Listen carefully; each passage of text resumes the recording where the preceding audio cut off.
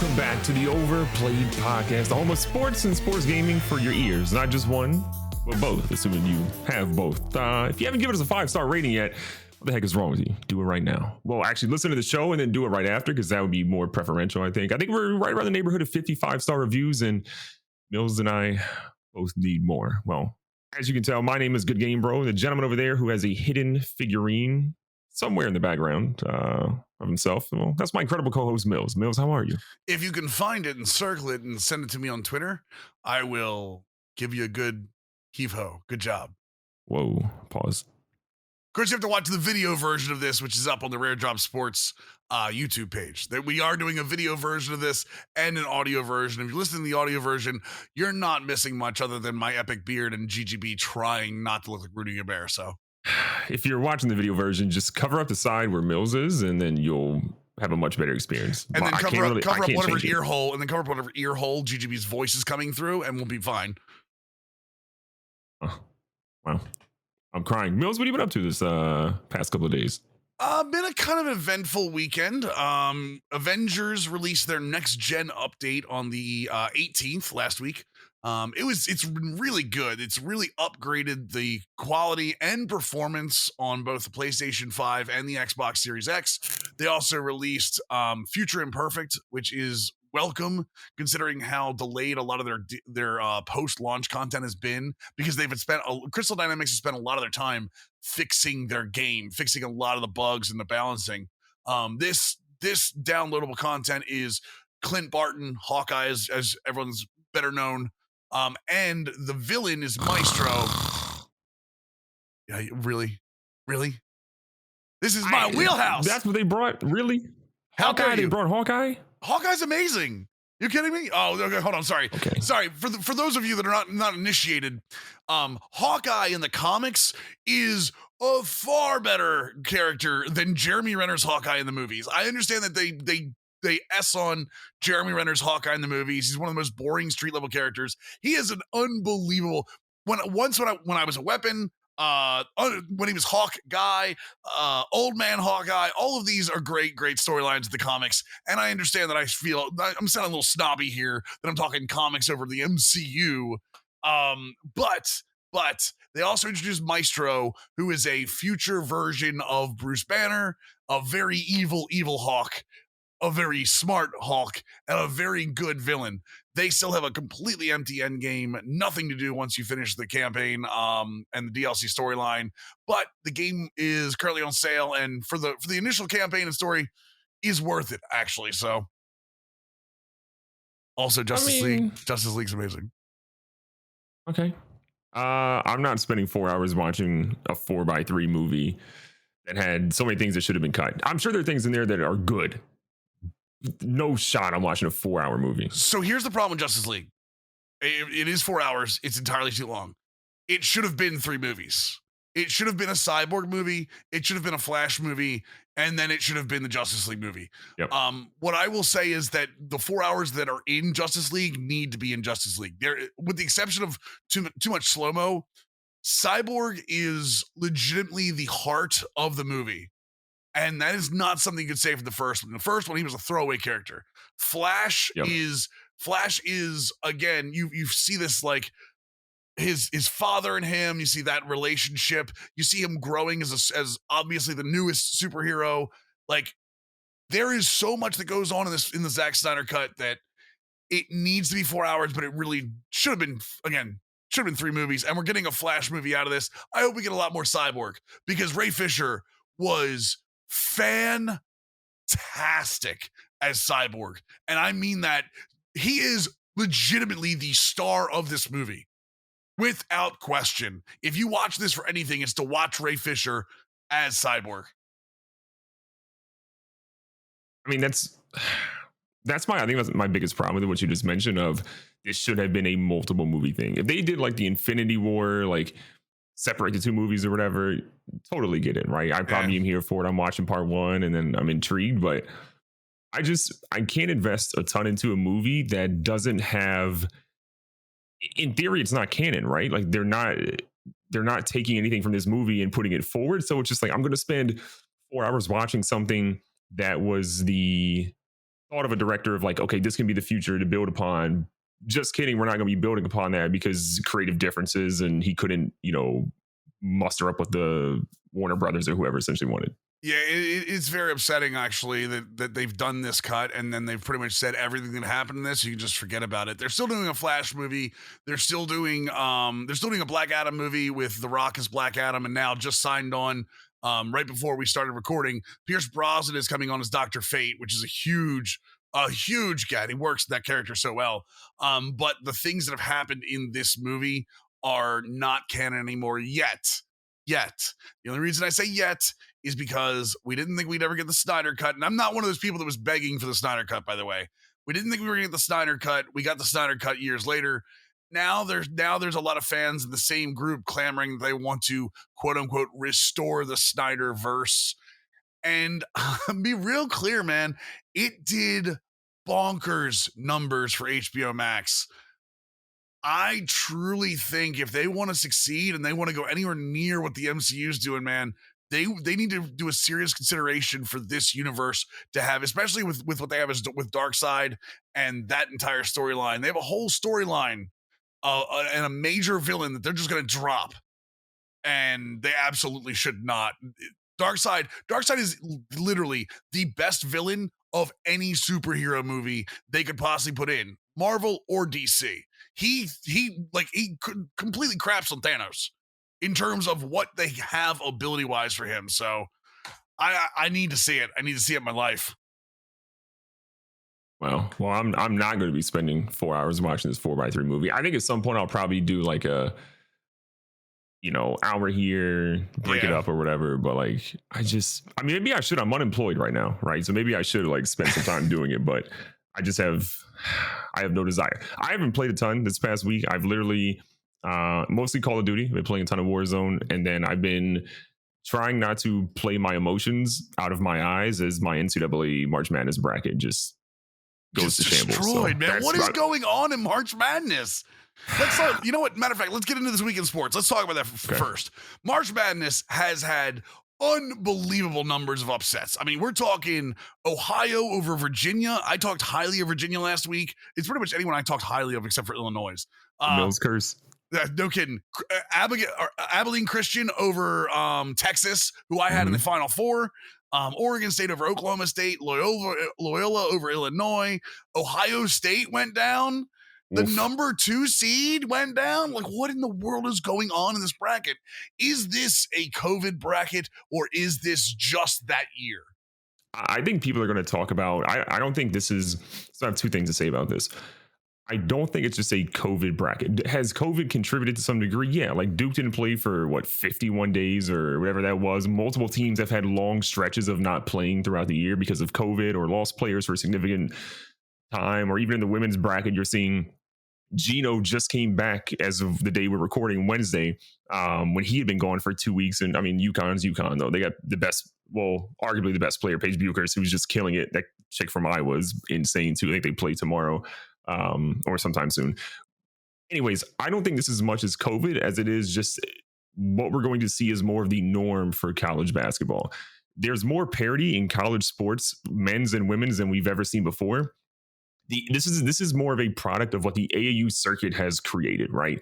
More and more kids are getting more and more time playing basketball. Basketball went from being 10 years ago a sport that went around, in high school in November and ran until like February, March, depending on how late you ran into your season, to now being an all year round thing. These kids are playing all year round. They are developing significantly more. There are more players playing at a competitive level. More coaches can now scout from a regional and national level thanks to technology. The talent is now dispersing deeper across the country because these kids are saying, like, I don't have to go to Kentucky, right? We saw like what happened with Kentucky, where they had, 11 McDonald's All-Americans, whatever it was, signed that year when it was like Booker, Towns, like all those guys.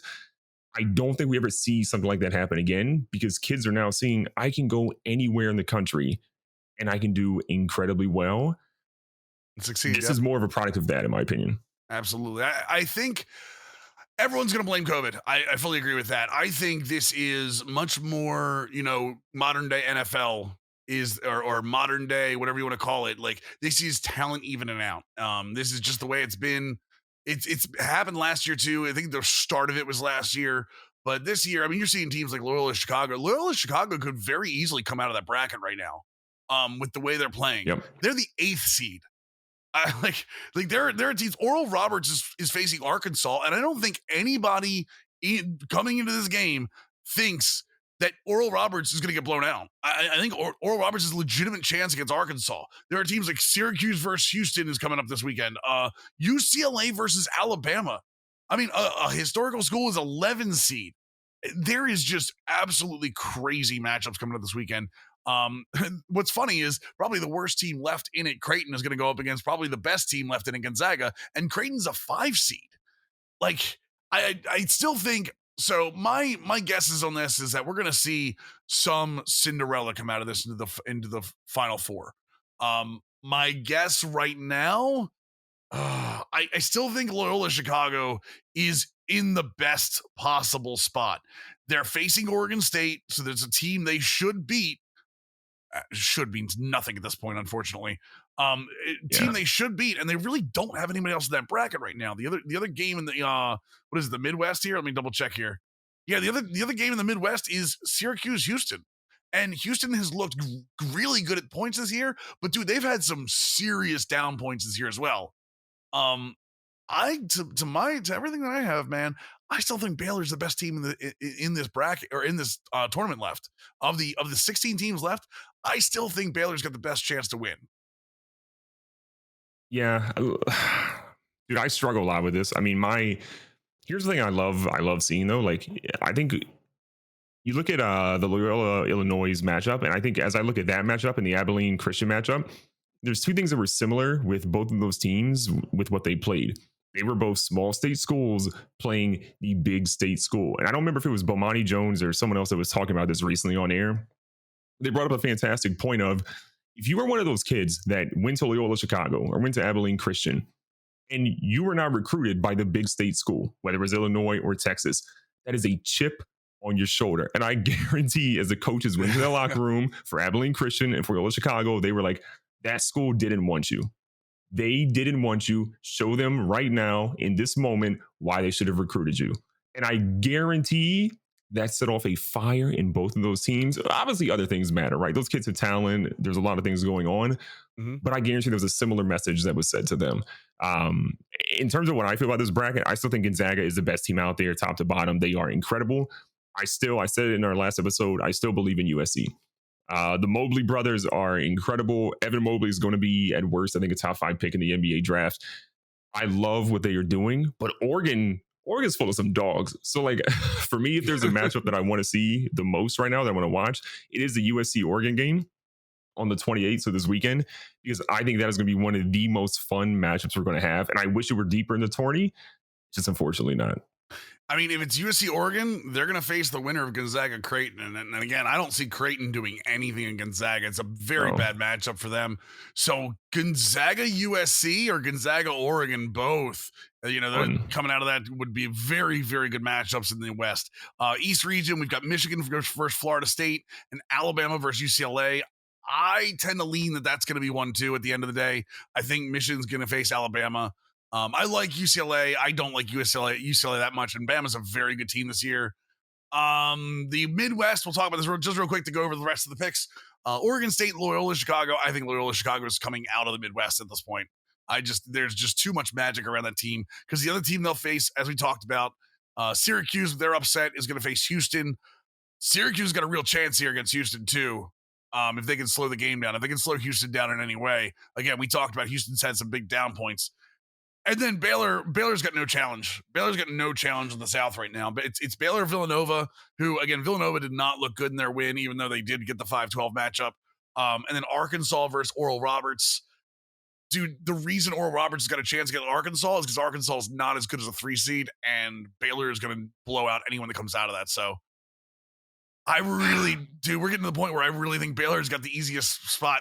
So out of those regions, the regions I just told you about. So who do you think comes out of that? I'm going to. Oh man, I'm saying you're gonna make fun of me. I think the South I think Villanova upsets Baylor. Baylor plays down in their competition, and I love Baylor's team, but they played down in their competition. So I think Villanova is going to be able to beat out the winner of Arkansas, Oral Roberts, if they do that upset.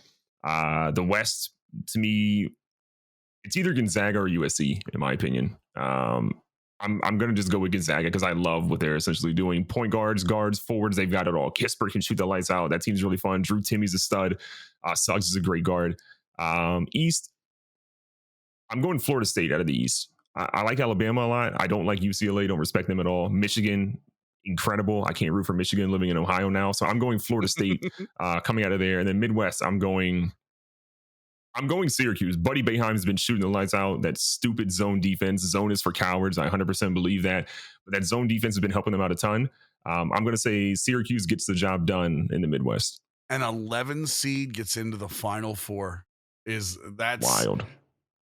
Can you believe? I mean, that's not the craziest storyline in this tournament. Like you even just said, you want to, if you want to get Florida State out of the East, that's what a 4-1 matchup. We're going to say Gonzaga, 4-1 matchup, and then a 1-11 matchup. If you're going to say, you said you thought Baylor was coming out of the South, right? I said Villanova out of the South. Do you really think Villanova's going to come out of the South? Wow, Villanova really has been challenged. They kind of, it was a 10-point win against Winthrop. Really wasn't that close, and they just walked all over North Texas, who beat Purdue. I think Purdue's getting out of this right now. Purdue lost to North Texas by about 9 points and looked awful. And this was supposed to be a really good year for Purdue, even out of the 4 seed. So, oh my dude, it's going to be insane if Syracuse is getting past Houston. I really do believe that. Dude, the Midwest is a 2-11, 12-8 seed. Unreal. Like, what is going on? Oh, well. All right, so let's move on. Enough March Madness. We'll get back into that next weekend. Obviously, we'll have a better look at what the final 8 teams are going to be. NHL referees. And we're bringing this up. We don't talk a ton of hockey here. It's not your wheelhouse. It's kind of fringe for me at times. But a referee was caught on a hot mic named Tim Peel. Hot Mike saying he was looking for a penalty to issue against the Nashville Predators. The problem is that this was before the Predators had committed any penalties. Like, he was looking to give the Predators a penalty for whatever reason. Hot Mike caught him on live TV. It spread around the nation. He has been banned from the NHL from doing any games. First of all, let me just talk about Tim Peel for real quick. He has never been I don't think he's ever been in a Stanley Cup. He's always been fringe in the playoffs. And those referees are done based on merit, based on their performance. So first of all, Tim Peel, not a great referee to start off with. But the problem this is now fans and players alike are thinking, what if there are other referees like this? And the worst thing you can have in sports is to analyze a referee because you don't trust them. How does this ripple out from Tim Peel, or did they nip it in the bud? The next 30 days are going to be really interesting for the NHL. They have, so he's suspended removed or whatever the language they essentially put out. But he also, if I remember correctly, was retiring at the end of this season or next season or something. So, I mean, it's not a super long suspension when you look at it from that perspective, if I remember correctly. Any athlete that has played any sport, I don't care if we're talking field hockey, basketball, football, baseball, lacrosse, volleyball, whatever it essentially is, this validates your entire existence. The same thing happened with Tim Donaghy. The Tim Donaghy thing in the NBA was way worse, right? We're talking about a referee betting and impacting how sports were essentially done. But this goes down to the deepest roots of what every player, no matter what level you've been at, knows about a referee. They are human and they hold grudges and they have biases that they let impact the game. This is showing that he, for whatever reason, had feelings about Nashville or just wanted to do something, and he let his own personal things take him away from being what his job says he should be, objective, and he became subjective in that moment. And it's even worse than being subjective, I guess, in that case. Mm-hmm. The NHL historically does not let the media interview, or anyone for that sake, interview the referees. I am completely intrigued by what the NHL is going to do over the next 30 days, because this is not a good look. Your next 30 games are going to need to be spotless. What point? I know nothing about where they are in the NHL season. Is this early, mid? Where is that in the season? They started a little later, so they are getting towards the playoff run. They already had their All-Star break. Their playoff run, I think, belongs in May or June right now. I'll tell you right now. Give me a second. I'm trying to scroll too. Yeah, no, I have the same thing. So right now, all the teams are around like 50 to 30 to 50 points. Around May almost 10th around is the last 60 game. games. Like, yeah, so they're coming. It's coming up soon. They're getting to their playoffs. Okay. So my thought on 30 days is still, I think, for what I'm feeling, accurate. They have 30 days to make sure this game is at a spotless point where there are no major issues with referees. The next week's going to be terrible for them because they're going to have every little small call, nuance to the game is going to be on a magnifying glass. ESPN will care more about hockey for the next 7 days than they have in a very long time. Once they get to a 7-day window, they just need the rest of that 30-day window to not have any major incidents. If they get out of that, they're fine, because Americans, generally, the large public of America doesn't care about hockey. Obviously, within the teams and the markets, they do care about hockey, but it's not considered the same level that if this were the NFL. If this were the NFL, good God, this would never be off the air. Imagine how long do we hear about the Saints Rams call? Oh my God! After it happened in the playoffs, yeah, years. So I think they are lucky in that lens, but I hope they snuff it out because it's not a good look for them at all. I will say this: I don't think it's just the NHL.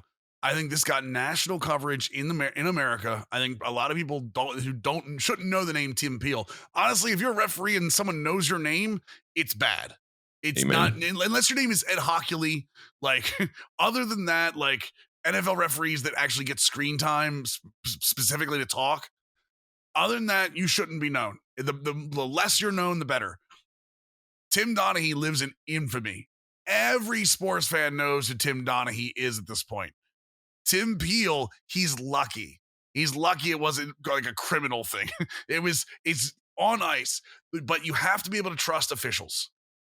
And right now, if Tim Peel did it, there are going to be other players, other sports that are going to be like, oh, man, I really wonder if how much human error goes into officiating.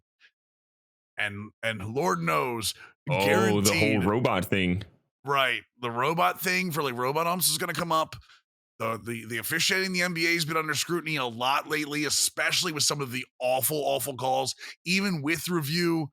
And one of the things they can't do is they can't continue to expand review because people will not sit through it.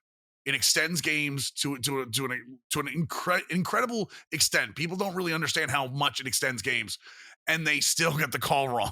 So they have to find other ways to do this. And believe you me, that robot ump thing is on the horizon. It's not as far away as we all think. So, I mean, GCX just announced that we're doing an entire VR, right? Like an entire VR conference. The technology is coming, guys. The technology is coming. Robot umpires could be right on the horizon, or robot referees. So be ready for that. Amen. LaMelo Ball, the dude that I egg on my face over, should be rookie of the year. Amen. Out for the rest of the year with a fractured wrist. So now this affects the Hornets, who are in the middle of the playoff race right now. LaMelo Ball has been not only a starter for them on offense, but really good for them on defense as well, especially as a rookie. Has been easily the glue for that team too. He has created that spark for that team unbelievably. At the same time, you look in the Western Conference, and we've got LeBron James out. What is being said indefinitely? Was it a knee strain or it was a hamstring? What was high ankle sprain. High ankle sprain. There we go. And we talked about this Anthony Davis. You start talking about these guys with more weight up top, and LeBron James is stacked. LeBron James is a specimen. Putting that much weight on your ankles, on your knees, when you start talking about high ankle sprain, when you talk about strain, sprain, any of those words, there isn't a timetable. What does it mean for, first off, the Hornets to lose a guy like Bell? Secondly, Talk to me a little bit about LeBron James and where the Lakers are now. And now, does that put the Hornets and the Lakers further into trade talks where they wouldn't have been before? Yeah, this is interesting. I think the blessing in disguise for both teams is that it happened when it did. You're talking about pre-NBA trade deadline, when is trade deadline? Next week? I can't even Next remember. week, yeah, March 25th or 6th or 7th, one of those next week. Wait, that's this week then? Oh no, it's the end of this. Yeah, so the end of this week. As you're listening to this, they probably have a day or two left to get it done. Got it. So I think that's 25th. Yeah, that's tomorrow. Yeah, so as you're listening to this, at 3 p.m., if you're listening, 3 p.m. Eastern, if you're listening to this after 3 p.m. Eastern, the trade deadline has happened and everything we're talking about has already happened because all we do is predict the right things. Except for you when I told you LaMelo Ball was going to be a star. Listen, NBA team. I'm still standing on Patrick Williams is a fantastic pickup for the Bulls. I was on Tyrese Halliburton. We're not going to talk about all the other stars that I was on. We'll just talk about the number one overall that I didn't think could shoot. Yeah, your accuracy is about as good as your March Madness bracket and picks. Listen, if I'm the Hornets, here's what I'm doing. I'm selling. The Hornets are the 5th team in the Eastern Conference, which is kind of wild. They're 21-21, so they're 500. It's hilarious to me. The team is 500 and they're number 5 in the Eastern Conference. And if you separate the 5th seed down to the 13th seed, again, 15 teams in the conference, you're talking a difference of 6 games separates 5 and 13. Hornets are not a team that is built to win or contend in a championship right now, nor do we have fans in the stadium. So you do nothing by having a playoff run this year, right? Extra additional revenue, you're not really doing much there. Sell if you're Charlotte. Try to sell Gordon Hayward. Good luck with that massive contract. Try to sell some people that you can that are disposable for you, are expendable, that maybe aren't expiring contracts. Get rid of what you can and get some assets back to help LaMelo Ball. LaMelo can make a a minor market like Charlotte turn into a major player in the NBA. People want to come play with LaMelo Ball, but you need to get some assets, some young players. And the next 2 drafts, as we know from right now, are going to be fantastic to get players. If I'm Charlotte, I'm selling hardcore. If I'm LA, I'm panicking. They are 28-16, so again, 4th seed in the Western Conference right now.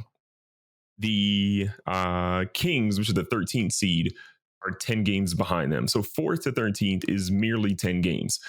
The Lakers are likely going to win 30% of their games without LeBron and Anthony Davis. It is not going to be easy. They are not built to win right now. I don't know who you can get. We're looking at the buyout market right now. JJ Redick is reportedly going to the Brooklyn Nets on the buyout market. Like Brooklyn needs anything else. JJ Redick's going to play 8 minutes a game, if that. But you know what JJ Redick's going to do? Open the court up. Like, exactly. You have to, you got to mark him. You have to mark him on the 3-point line every time. Here's my thing too. I don't know if Kevin Durant still has not played. I think he has not played since February 16th, right? Somewhere like early February. We talked about it either in the previous episode or the episode before. I don't think Kevin Durant is going to be back until like literally the first round of the playoffs. And I don't think he's going to be ready to be an everyday starter by then. I think Kevin Durant's injury is significantly more than what they are letting on. I think they are scared. I think he probably has some doubts in his head right now. And if you look at him, he's being super active on Twitter. And when he does that, it's typically when he's got some level of insecurity going. We all have insecurities, but Kevin Durant wears it on his sleeve. Nothing wrong with that. I'm not saying anything's wrong with that. And we don't know how many burners he has right now either. So dude, he was going way more. It could be way more than what we think it is. Yeah. So if I'm the Lakers, I don't know what you do. You need some help on the buyout market. You probably need Tristan Thompson to get bought out and to come sign with the Lakers. It's probably something that can help them out a ton from the rebounding perspective and help spell AD. But from a scoring perspective, unless Orlando starts having due to the buyout market, I don't know what you do if you're them. Well, Orlando does have one big problem in their hand right now, and that's Aaron Gordon has officially requested a trade from the team and has stated that he would not be back because he's tired of the losing, he's tired of the injuries, everything like that.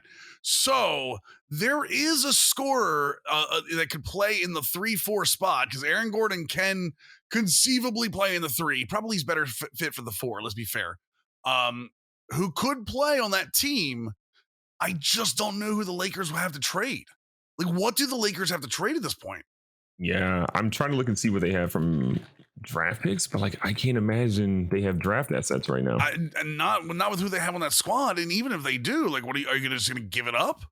You just give up all that stuff for Aaron Gordon? I mean, I love Aaron Gordon, don't get me wrong, but Aaron Gordon comes back, and then let's say you're healthy in the playoffs.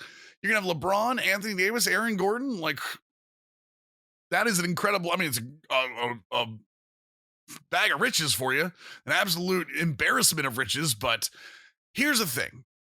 The Lakers are going to lose a lot of games. The Lakers are going to stick right around the 6-7 seed because San Antonio is falling off. They're in the 7 seed right now. New Orleans is going to trade Lonzo Ball probably. They're already giving up. They're in the 11th seed right now. All right. So you look at two teams already, San Antonio and the Pelicans. I don't think the Grizzlies are for real. They've fallen off. The Warriors are 3-7. They need a major trade. The Warriors need somebody on that team that's going to help Steph and James Wiseman and Draymond out. Right now, they don't have anybody. Now, if they get a guy, like I said, like a guy like Aaron Gordon to help out over there, maybe. But they technically more need a 2-3 kind of guard. Maybe even it's not Oladipo because Oladipo is a whole nother thing in Houston. So I don't think the Lakers are going to fall out of the playoffs. What I do think is they have a danger of falling into the 5 to 8 seeds, which I don't normally say this about the West.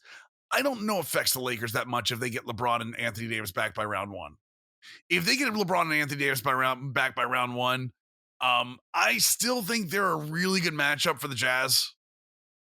If the Lakers end up playing the Jazz for any reason, bro, can you imagine? Can you imagine? Can you imagine Jazz get the number 1 seed and you gotta walk into the Lakers? The bulletin board material of LeBron saying like, "Oh, we don't choose." Remember the whole thing from All-Star Weekend about he's like, "Oh, we would never pick Jazz players." Like that will be ESPN will be splooging all over the stage if that is the case. That'd be a great story right before the Lakers win in 6. I mean, it's gonna be a really great story when the Lakers 5 games in and LeBron's waving high as they 4-1 on the Jazz's court. High ankle sprains are tough to come back from. That's all I'm saying. No, I fully understand that, but I mean, it's LeBron. Like we've seen injuries before. There's one dude that takes care of himself above all else. And I mean, don't get me wrong. He's about 36 now. Yeah. So any kind of injury is going to take a little longer to come back from. I don't think the Lakers make a major move. I really don't. I think they're going to hang on. Anthony Davis is not that far away from being back. Although we did say it was going to take longer than they thought it was going to. It has already. I don't think they're really that worried. The Nets don't have any pieces in the Eastern Conference to trade off, so Redick's perfect for them. Andre Drummond's about to get bought out. Who knows where he's going to go? Lord help us if he goes to the Nets too. The Nets are building this squad up. And you know what's funny? You say they've been without Durant, right? And they have. They've been without Durant. It's been Kyrie, Harden, and that entire crew out there. You know what's funny? They're 1 game behind Philly for the top of the East. They're 30-14 on the year, 8-2 in their last 10. And the only reason they haven't caught Philly again is because Joel Embiid is an absolute beast. For the time he's been on the court, which has still been significant. There was a real scare there for a second. Joel Embiid's going to have to literally be torn in half for Philly to falter at this point. I've been saying it all season. If Embiid gets hurt, Philly is an 8 seed at best. I agree. I really wanted Redick to, when the buyout talk started with him for the Pelicans, I was like, man, I want him to go back to Philly. JJ Redick in Philly would be the perfect time for him now. They need outside shooting so bad. They do. And that can you imagine how perfect that would be with Ben Simmons running the point? Like with Ben Simmons' vision, having Redick and Embiid as both weapons with the way Shake Milton's played this year too. I mean, it's been really good for them. To this day, I still do not believe the 76ers are real in the playoffs. I think they're going to struggle in the playoffs when they go 7 games against somebody because somebody's going to realize all you do is double team Embiid and then force Simmons to the bucket. Let Simmons, you know what? The best thing you could ever do with Simmons is put 2 people in Embiid, let Simmons get your help guy ready for the pass to the outside, and let Simmons work the ball as much as he wants. Because Simmons will over dribble. Simmons is just looking for a pass or a dunk. He's a pass or dunk. Anything past that, you can play defense on him. He's going to run into somebody like Giannis that watches him, or he's going to run into somebody. You know what? James Harden can mark Ben Simmons at this point. I'm gonna say it. James Harden can run with his extra girth. Come on, man. He looks a little bigger. He could take Ben Simmons anytime he wanted. Here's the trade I'm making if I'm Elton Brand, GM of the Philadelphia 76ers. I just looked up Toronto Raptors, their record. They are 17-26. They are selling. No, please don't tell me who you think you're going to say here. I don't know if you're Norman Powell. I'm down with that. Philly. Yeah. I'm going after Norman Powell to give me. He's averaging 20 points per game this year. I'm down with that. I'm going for Norman Powell. I'm mortgaging a couple of draft picks in the future. It doesn't have to be. You probably have to give up one first rounder. I think at this point, and then a couple of players as well to get Norman Powell. I think right now with what is going to take to prime from the Raptors. There are apparently 12 to 15 teams trying to get Norman Powell right now. I believe that. Yeah, if you're Philly, go get him. That gives you a little bit of shooting. That gives you a score that can just put the ball in the bucket, which you're going to need come playoff time. And it gives Ben Simmons an opportunity to do some sort of give and go, pick and roll action with a 2-guard. I'm 100% going after Norman Powell if I'm there. And he's going to be cheaper than Lowry is, for sure. Yeah. I will say this. I see a lot of people. I see the Knicks and the Miami Heat are rumored to be landing spots for Victor Oladipo. I think that's a mistake. For them to give up any kind of package for Victor Oladipo at this point, we've seen in Houston, Oladipo doesn't have it anymore. And that was another thing that I said, maybe Oladipo's earned those max deals that he was supposed to be getting. Oladipo doesn't have max deal on him anymore. And if they give up anything significant, I know the Knicks are a little desperate right now to get some talent in there. The one thing that I just saw come across the feed was the Boston Celtics are the favorites for Aaron Gordon. If they get Aaron Gordon, they're the 8th seed right now. And again, you know how much of the dumpster fire I think the Celtics are. If they get Gordon, I think they could rough up somebody in the top of the bracket. Maybe Atlanta. I don't think they have what it takes for Milwaukee. I do think they beat the Sixers. I still think, but if they have Aaron Gordon, I think they can take it to the Sixers. So it's going to be interesting. Like I hate Boston's team so bad. It's not built well. It's essentially Jaylen Brown, and I just like who else? It's two Jalen. Here's my problem. It's two Jalen's and nobody. Like, yeah, if you get Aaron Gordon, right, that doesn't fix the major problem they have of their point guard position. Again, I love Kemba. Kemba is a fantastic player to watch. He's just not a good fit in Boston right now. Getting Aaron Gordon is great. Cool. That's going to be a dude that can score, that can defend, that can help you rebound, right? He's a good presence, but he's not fixing your point guard situation. So unless you're putting Tatum at point guard or Brown at point guard and just saying at this point, you might as well, right? I will say this. The other player that you mentioned from Toronto would work really well in Boston. If they could find some way to pry Lowry out of Toronto's hands, that would be a significant upgrade for Boston. A guy that can run that one and can run a little too if he has to, so Kemba can still play a little bit. But like Lowry comes in and becomes the main ball handler for them and can be that guy that lets Tatum and lets Brown play their natural roles. But yeah, I do like Lowry to Boston, but he wants a 2-year, $24 million extension apparently for any team that takes him. So I don't think Boston can't do that. I don't think. Can they? I don't think Boston's got that. Well, I mean, again, if they're looking at Gordon too, so they'd have to find somebody to get Gordon and Lowry. All right. NBA, we'll talk more trade deadline after the trade deadline happens. We'll round it completely up for you guys next week. The winners, the losers, and what could have been. Clippers are not going to do anything again. Let's be fair. So UFC 260 this weekend. Stipe Miocic versus Francis Ngannou. Big boy time. You know, America loves a good big boy fight. Big men, as Big E said, Big E, WWE star Big E says, big men slapping big meat. America loves it. Slapping meat. We just lost so many viewers. We lost so many listeners. Miocic comes in. This is the second fight for them. Who's winning? Who's got the advantage? What does each fighter need to do to win? I'm gonna give you a rundown of the card, and I'm gonna give you my pick really quick. This is not a card that I'm in love with. It's very top heavy. It's very top heavy. So starting from the bottom, we have a lightweight battle between Jamie Malarkey and Kama Worthy. Then we go to women's flyweight for Gillian Robertson and Miranda Maverick. We have, I think, an underrated fight for the bantamweight is going to be Sean O'Malley versus Thomas Almeida. I like Sean O'Malley. That dude is just a really, really fun fighter to watch, and he's just crazy. So I love watching O'Malley fight. Move on to welterweight. You've got Tyron Woodley trying to regain some composure in his career versus Vicente Luque. Luque's dangerous there. Yeah. Luque's dangerous there. I mean, I know what Woodley's doing. I know Woodley's trying to get back into good graces, and I know he's ranked higher than Luque is, but Luque's got a dangerous spot there for Woodley. Yeah, I totally agree. I'm going to not go with Tyron here. As much as it pains me to do so, I'm going with Vincente just because I feel like Tyron is getting to that point where we were looking at Roy Jones Jr. at some point where we were like, look, you were an incredible fighter. You dominated for so long.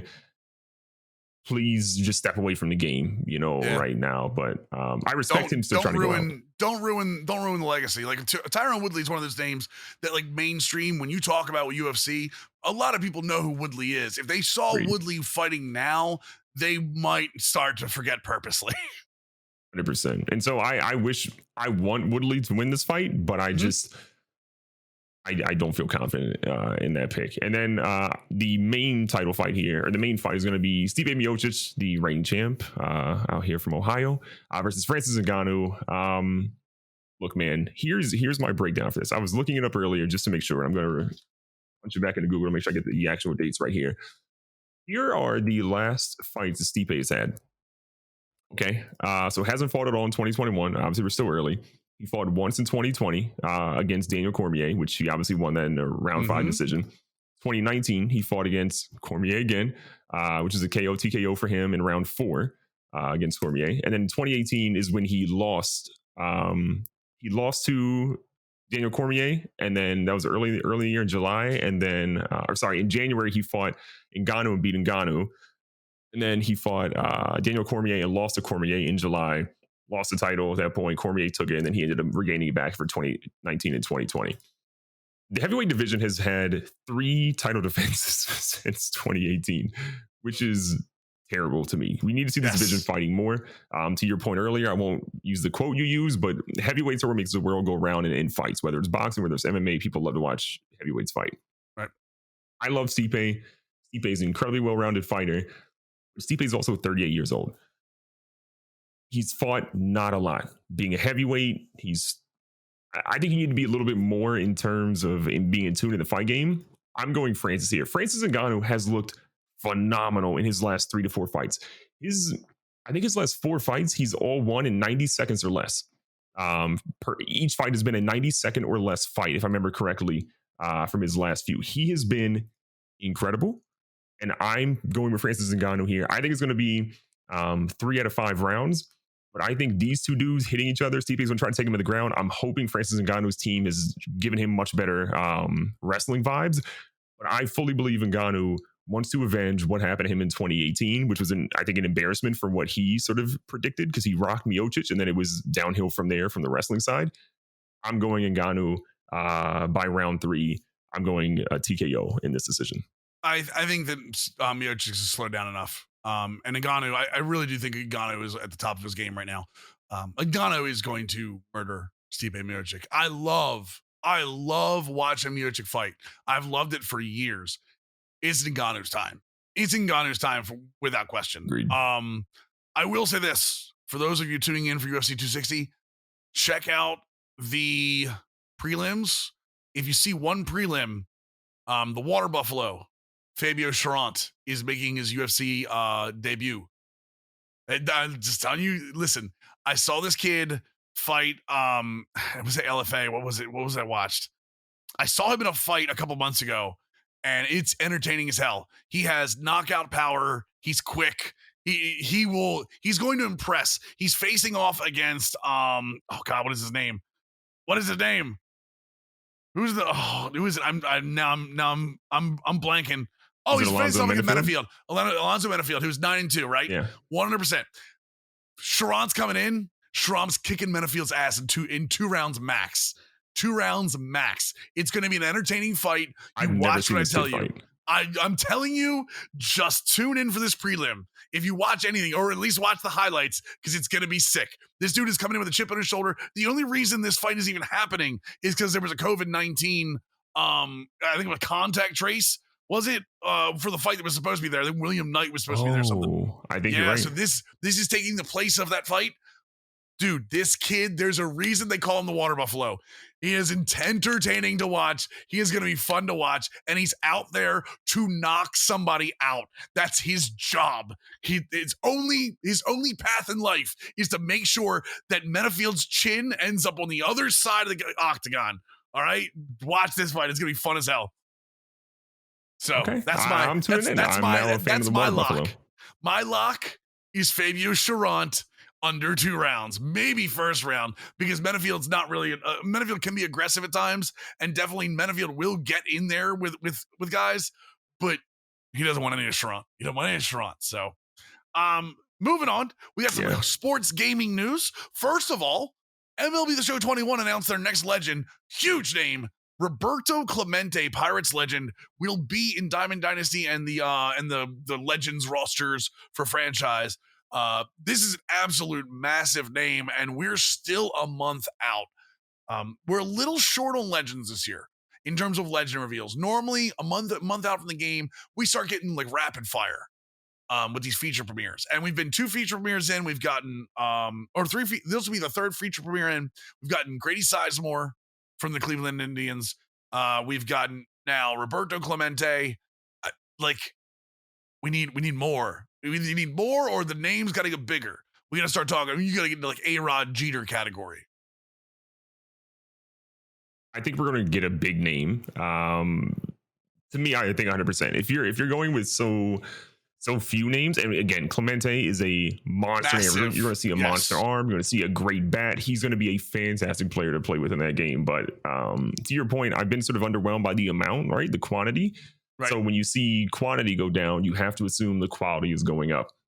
I just have a feeling with how active A-Rod has been in gaming recently, that's got to be the sort of the stature they're going for, right? Like, yep, I agree. So if I have to go with like a crystal ball sort of like thing, I'm thinking A-Rod has to be one that they're going to announce closer to launch. I will say this: I think A-Rod's part of it, but when they announced Alfonso Soriano, the first legend, they did this little like tease. Oh, this Jeter tease. They did the Jeter tease. I don't think you do the Jeter tease unless you're going to bring him back out. And maybe they do it with A-Rod too. Maybe they do the Jeter tease with A-Rod too, and then A-Rod is the guy. I think A-Rod will be the better card, but if they announce Jeter, that's going to blow the roof off of everybody. I mean, again, a lot of baseball fans are going to go, oh, well, that's okay because Derek Jeter's not very good defensively. Oh my God, a diamond 99 overall with bronze fielding. Listen to me. That dude from his gift baskets alone, oh my God, deserves to be in the video games. All right. He is an icon. Do you think there's anything that's keeping him from being in the game because of his ownership stake in the Marlins? Maybe. I don't really. I can't see it because it's just a completely separate thing. They don't treat they treat like once you're out of baseball and in like ownership and stuff like that, it's treated completely separately. It's like Bonds. Bonds just doesn't want to be in the game. I mean, maybe it's just not a priority for Derek Jeter. Derek Jeter's done everything. Maybe it's just not a priority to be in the game. Like you said, the only reason I think A-Rod's being popped up now is because he's being more active in gaming. Like he's popping up in different gaming circles now. So we'll see. Speaking of superstars, holy hell, Esports Boxing Club, come to play with me, brother. Come on, man. This game, for those who don't know, they were announcing Legends, giving off some alpha gameplay as they go. It is the next big boxing game, but it's being done by an indie studio. And they've announced some massive names. And we've said this before. A boxing game is only going to go as far as the people that have signed for it. And unfortunately, current boxing doesn't have a whole lot of big names. Deontay Wilder aside, Triple G, those guys. Let's go down this list real quick. Of names they've announced: Roy Jones Jr., Oscar Valdez Jr., Amir Khan, Butterbean, which again, kind of a jokey name, but everyone knows who Butterbean is. Sean Porter, Sergio Mora, Sugar Ray Robinson, Joe Lewis, Jack Dempsey, Jack Johnson, Rocky Marciano. Again, some of these names done earlier. Virgil Ortiz Jr. Massive names to boxing fans, and that's what you need to do to bring boxing fans into a boxing game. Plus, If you look at the alpha gameplay, it's on Steam right now. If you look up, they call themselves ESBC. Do ESBC gameplay? It looks pretty good. As we know, it's always going to be about control, but especially in a boxing game. But dude, they're doing the right thing, right? This is the right path, right? I think they're going down the right path. I mean, I love seeing, to your point, legends are going to we're going to make a boxing game, stick around and have longevity and really get the people to ultimately buy it. The big one for me is seeing Bud Crawford be there. Bud Crawford's my favorite boxer right now, and so seeing that they have a current boxer like that of his stature makes me, excited. I will say though, it was within the last couple of days they put out they've been doing the alpha gameplay drip for a little bit, right? Of like showing like movement and stuff. And the movement stuff was received really well. Like I saw the movement and I was like, holy cow, like the lighting, the movement, the realism, like that looked great. It reminds me of UFC. It really does. Sure. In the best ways. And you're talking about a AAA studio in EA and then an indie studio with what is it? Steel City. Oh God, I'm going to say it wrong. It's Steel City Interactive. Go ahead and keep talking. I'll give you the developer in a second. For sure. And while the movement stuff looked great, right, and the lighting and the realism and all of that, they dropped another gameplay recently that sort of wasn't received as well. And it was like, it was this movement they were trying to show off. I'm assuming they were trying to show off from like a dev studio standpoint of like, how people can get knocked out and bodies and collisions and just sort of like power put behind punches when you time it right. What it came off to the entire boxing community, which is super rampant and super anal about things. It came off as very arcadey gameplay, right? Boxing fans often want a simulation style game. They want the sweet science in its purest form. And the gameplay they put out was not that, right? It was showcasing some things. They didn't communicate that very well. They've since walked back and put out a whole letter saying, we're all about the sweet science. We're just showcasing, X, Y, Z things. We'll make sure going forward that, things are put in a light or a better understanding or whatever. For me, it was a learning experience for an indie studio. That being said, we've seen games before come out and have great graphics across all types of different genres. The gameplay is what matters, right? You might look in the window because of the graphics, but the gameplay is really what makes you purchase that. And I hope they can get things together with putting a really good gameplay experience out. People will be, okay with giving them an opportunity or a little bit of chance because they need to like tweak some things or work on some things, and it being their first real jump into like the boxing side there. But that did give me a little pause when I saw some of those clips. I will say this. After seeing the alpha stuff, I have not seen the updated gameplay video. I've heard about the updated gameplay video. A lot of boxing fans are going to have to remember they've got to appeal to multiple audiences. Even though it's an indie studio, it is Steel City Interactive, by the way. Even though they want to make sure they get the sweet science completely down, the sweet science is very complex. You still want to have, again, that UFC stand and bang, or like the things that make it a little easier for the casual audience to get involved. The older fans that just want to fight with Joe Louis, or the younger fans that just want to fight with, some of their favorite fighters of today, whoever those are. I mean, Jorge Linares. There you go. Oh my God. I mean, name a current boxer that's not Deontay Wilder or Triple G. I mean, or Canelo Alvarez. There you go. I named your three. So it's a very fine line, and they've got to realize that some of these videos that are going to come out are going to be, like I saw the one where a dude like goes for like a hook and they're like 4 feet apart from each other, and they did it like purposely. Lunging. Right, and they did it purposely to show that knockout punch, but boxing fans went all over that. Oh, no one's swinging at that. That's a setup. Well, yeah, of course it's a setup. People want to see that kind of stuff. So, speaking of smaller studios, weird that this is. I mean, I feel weird saying about smaller studio considering how much they've done to this revamped. College Football Revamped is releasing version 10. They're already on version 10 this season. It's going to include the Big Ten. Are redesigned RPOs, so they're actually affecting gameplay now too. They're adding plays, they're adding gameplay changes into this, and then also 3 SBC schools, right? Yeah. So what's going to go on now? I know you've been way more entwined in this. I've been a little hesitant to install it and get completely lost in it. So, but you've been playing College Football Revamp for a minute now. What is their development process? They're continuing doing some huge steps.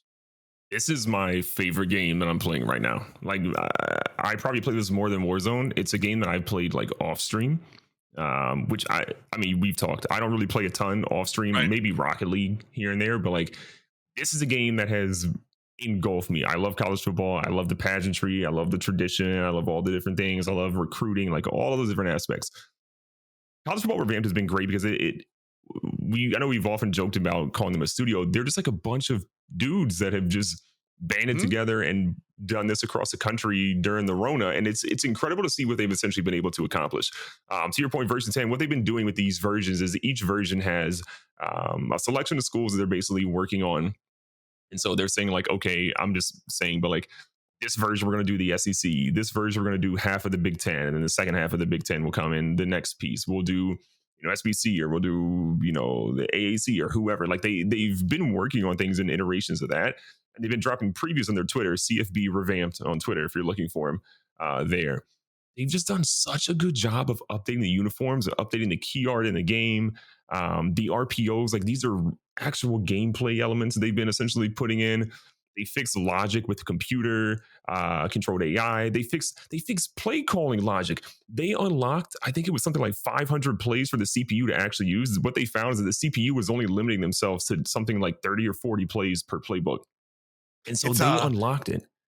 For those who remember the gameplay where you could kind of affect what the CPU gameplay was doing by putting them into buckets by doing star ratings. So under the hood of college football, just for a little behind the curtain, those were actually put into college football as well, like buckets in different situations.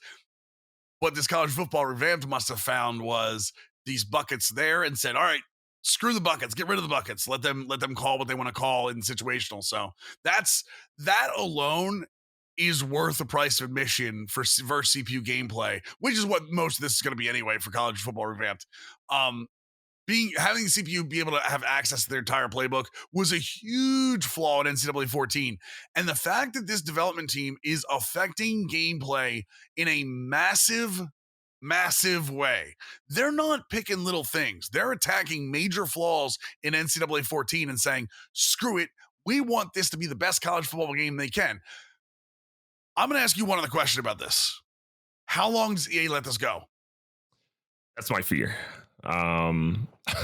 Because they're doing exactly what we remember when and I'm going to bring up a really, really bad name from the past. IMV Gaming. Oh God, did this. Remember that? Remember we said that at some point, if you're using actual college players or using actual college schools, that eventually somebody is going to step down on that. Is this getting big enough right now where either EA steps up and says something or the NCAA might step up and say something, because this is a releasable product now. They're not making money off of it, but this is a releasable product and it's getting a lot of eyes. Yeah, I would say I would like to apologize to the college football revamp people for Mills associating you to IMV Gaming in any way, shape, or form. Oh, no, 100%, by the way. But yeah, you guys aren't scam artists who took a bunch of people's money and then locked your Twitter account and said you were behind a lawsuit. It's good. It's a good thing all the it's a good thing. Yeah, good thing and it's a great thing when we say something and get called out for saying something, and then we were right a year later and no one mentions anything, right? Yup, we were steadfast on that one. So talking about just to bring it right back, college football revamped is using actual schools, actual players. How long will not only EA, since they've announced the college football game, but actual NCAA allow this to go? It's tough. I think there are a couple of advantages they have. Like one, they're hosting files on GitHub. Two, they are essentially using Discord as their main path of communication. People at EA, people in the NCAA, more so the NCAA. The NCAA has no idea what Discord is, right? They don't know what GitHub is. People at EA are probably watching this, I think, to some degree. People at EA are definitely watching this. 100%. 100%. There's no way that people. Well, I'm talking about like lawyers in terms of. I can guarantee you there are people at EA with no inside info. I can guarantee you there are people at EA in a lawyer side of this or a larger side of this. Someone has seen this because this made huge waves when it came out. Here's the thing, though. Here's the counter argument I give you, though. EA is building college football. EA is not building NCAA. I think that is where the interesting thing comes into play, where EA is not going to be as involved. I think EA, to your point, definitely has their ear to the ground and they're listening and watching. Right. But I think this comes more to the NCAA for the NCAA stepping forward because of the NCAA sort of it's not a license that they essentially have, but because of the use of the likenesses there. I don't think we see anything come down from the NCAA until late this year at the earliest. But I think realistically, going into next spring, summer, I think is a more realistic timeline. The NCAA has so much on their hands right now with player likeness and they're dealing with. Right. That I don't think they go touch this with a 10-foot pole until that is sorted out and they have to go somewhere else to say, hey, you're using our likeness. We want to stop it. I agree with you that EA doesn't touch this unless they announce the game's coming out next year, which we don't think it will be, by the way. We think that college football, EA's official college football game, will be coming out sometime in 2023. Like that's the estimate for starting from the ground up. If in some way they announce it's coming out summer of 22, this game gets a cease and desist immediately because it's using EA property. Essentially EA using have an EA agreement, engine. yeah. Right, yeah, 100%. I don't, other than EA, saying, hey, look, just keep doing your thing. It's moddable, whatever. Go do your thing, because that'd be a huge black eye for EA. Agreed. But dude, the NCAA gets wind of this and it's getting shut down. And it's because the NCAA won't even have to do anything. They'll literally send one letter and it's going to be done.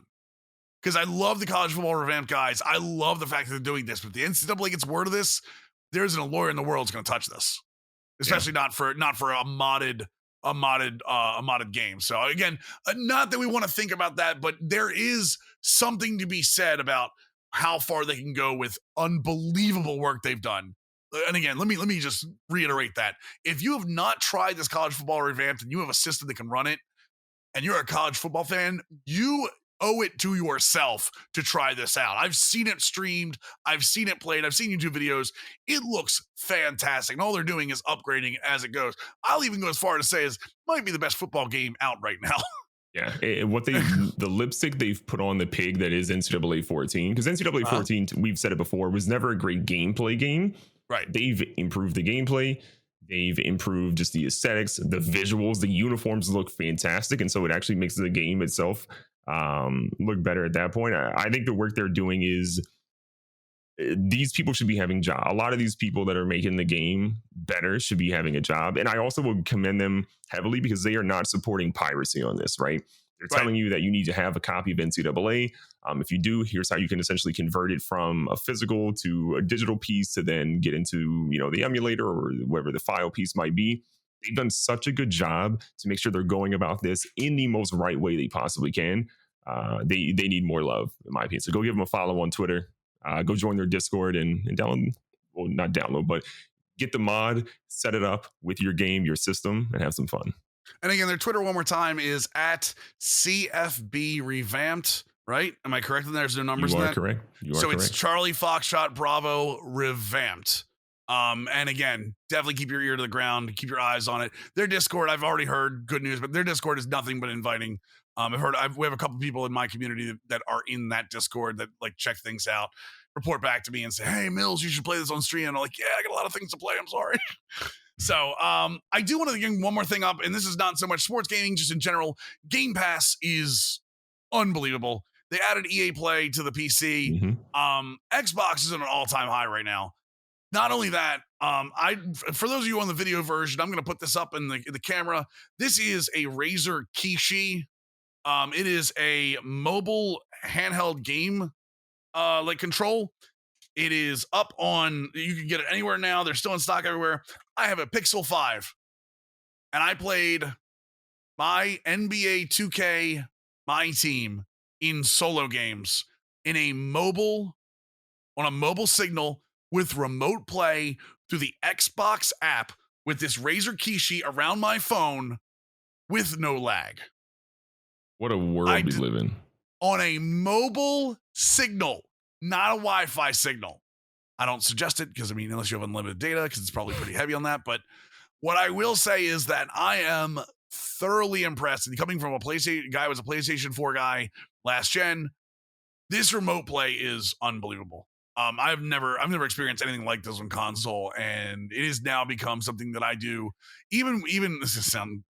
I'm really sorry for the crassness of this. Even when I use the restroom, like I literally just take it with me, and I can remote play. Even if it's on and I'm at my system, I can literally go to the restroom, work the auction house, play a quick game while I'm there. You know, my legs get numb, can't stand back up, and then I roll myself down the floor, and it just is what it is. Okay, listen, I'm very open about what goes on here. I've 100% fallen asleep on the toilet once in a while. It just happens with the Kishi in my hand. I just want to say that Xbox, what you guys are doing with the remote play is fantastic. What you're doing with Game Pass is unbelievable. I'm all in for Xbox for this gen, and you should be too. Well, that wraps up this episode, Mills, you old man. I echo 100% though. Game Pass is the best value in gaming by far. I mean, Outriders, a game that I cared zero about, is now going to be day one on the Xbox Pass. It won't be for PC. I'm gonna carry you through that game too. Let's go. Okay, imagine Mills carry me in anything ever. It's literally impossible. I mean, just so we're clear, MLB The Show is going to be an Xbox this year. You know what that means, right? The franchise mode is going to be trash, and I'll be sad. Means you're not dodging no mo. You getting some of these hands is what you getting. Some of these hands covered with socks. I don't care. Like, so you're embracing Mr. Sacco. You're embracing. I'm not embracing anything. I'm just stating, you know, if you wanna come at me, if you wanna come for bang bang Cactus Mills, I'll come. Listen to me. I will kick your ass. Please never say if you want to come for bang bang in a sentence ever again. I'm vomiting. Here's our PG rating. We 100% lost it a long time ago. There it goes. Remember, it was GGB, not me, Rare Drop. Kevin, it was GGB, not me, that lost our PG rating. We lost that bet. Odds were on me heavy. Odds were on me heavy. All right, that's the end of the Overplayed podcast. Thank you so much for hanging out. If you enjoyed the podcast, please go back and give 5-star review. We read them out at the beginning of every podcast. Again, we're up over 50 now. Let's get that up to about 60 next time we see. If you hear this right now, if you hear my voice, put my name in there too, because I'm very vain. I am Mills. That is GGB. We will see you next time. What do you say at the end of this thing? Oh, see you later, Mr. Sacco. Ciao.